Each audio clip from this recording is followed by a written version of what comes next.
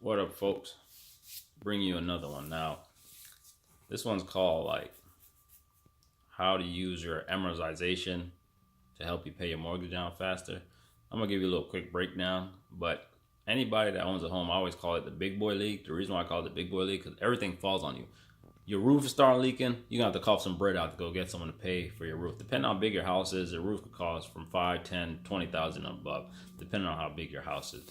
But everything falls on you. Unlike when you live in an apartment, you just call a maintenance guy. Now, a house ain't for everybody, but the fastest way to get rich in America or to build generational wealth is owning a home because an apartment, you never own it. You're just helping someone else get rich. Now, I know money ain't everything, but bitch, I want to be financially stable and I want to have my fucking kids, grandkids be good when I'm long gone. That's why you think these big ass families out here are so good. All this shit you're buying is name brand shit. It's from people that's thought about the future. That's just how you gotta think. Even if you don't want kids, that's fine, a dandy, but live your life. But me, I want my legacy to continue when I'm long dead and gone and shit. But here, I'm gonna show you what amortization looks like and go through it. All right. So this is it right here. Now right here, we got the due date, we got the compound interest, principal due, deferred interest balance, principal deferred interest, outstanding balance. Basically, this is the big money you owe. This is right here, all the big debt you own. You owe, I should say, pay the bank. Now, let's just say you pay $1,700 a month. Now, this is why everybody says this house is a scam, which it is because the bank always makes their money first, meaning I'm gonna show you why the bank makes their money first. Now, you pay $1,700. Out of that $1,700 or $1,600, whatever, see how much is going to the bank? $1,080.92. That's going to the bank.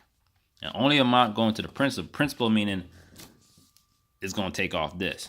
This is the principal. So only $530 is going to be going towards your principal.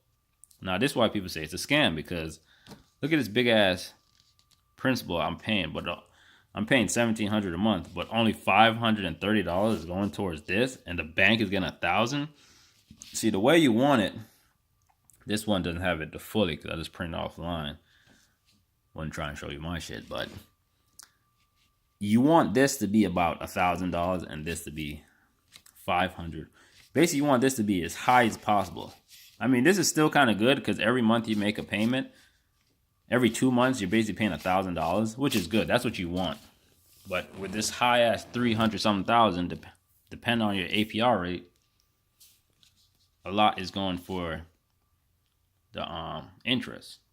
Now, a house could be paid off in the first 15 years, but since you're fucking paying all this interest, that's why it takes a house 30 years. Because 15 years of interest you're paying to the bank, and then 15 years you're paying just for the fucking principal. So what you basically want to do is you want this number to be higher than this number. Yes, it takes time.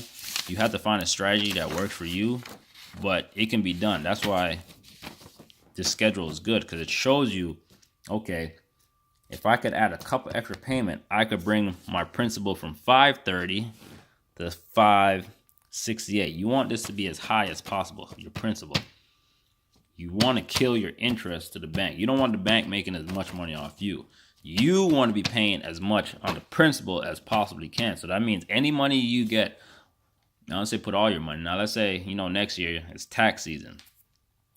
You might want to throw, if you could afford a $500 or $1,000, throw it on the principal only. Principal only. That's what you want to pay. Principal only. To help you out to knock this shit down. Because now look, if you pay $1,000 here, you'd be at 344,362. So if you put 1,000, you'd be at $344,362.87 if you throw $1,000 on the principal. If you get a tax return, if you could afford it, or $500, whatever you're comfortable doing, just to help pay down. It's amazing how much $1,000 will knock down a couple of these payments. It'll probably knock down about probably 2 payments. If you put $1,000 on this, it will knock down 2 payments. But it's all about the numbers, really. And I went to one of those real estate classes and kind of shows you how to do the numbers. So I'm kind of good because I understand how to do the numbers and shit. But for someone that doesn't understand it, I try to make it as simple as possible. But it's not really complex math, and it's not rocket science. Basically, your whole goal is you want your principal to be higher than your freaking interest. You want more money going towards the principal and less money going back to the bank on the interest. That's basically all you want to do. Now, like I said, home ain't for everybody. Not everybody wants that responsibility. That's why it's called the big boy league. Some people just want, like I was saying earlier, you live in an apartment, all you gotta do is call the maintenance man or front office, and they come holler at you and fix whatever problem you have in your apartment. But I'm the type of motherfucker, I like my space. I like my music loud as fuck. Ain't no one gonna come knock on my door talking about turn the music down. When I have my kids, they can run, make as much fucking noise as they want. Ain't no one gonna tell them, hey, your kids are being too loud. Unlike an apartment, you can't play your music too loud because motherfuckers are there. They can complain and all this fuck shit. And that's why a townhouse is just a luxury apartment, really. That's all a townhouse is. Because you're still attached to someone. You can't play your music too loud. You're hearing noise from the other fuckers. If that fucker got roach, that roach could transfer over into your shit. Like, honestly, if you could afford a single family house, it's the best. But I know everybody can't, or everybody don't want to. But I still recommend it. Shit, walk around my shit butt ass naked. Ain't no one gonna say shit to me. But also another thing about when you own a single family house, you could fucking rent out the rooms, or a townhouse. You could rent out rooms to help make extra income or help pay on the principal of your house. So, I mean, there is benefits about owning a home. You get the nice tax write-off because you're paying so much money on the fucking interest.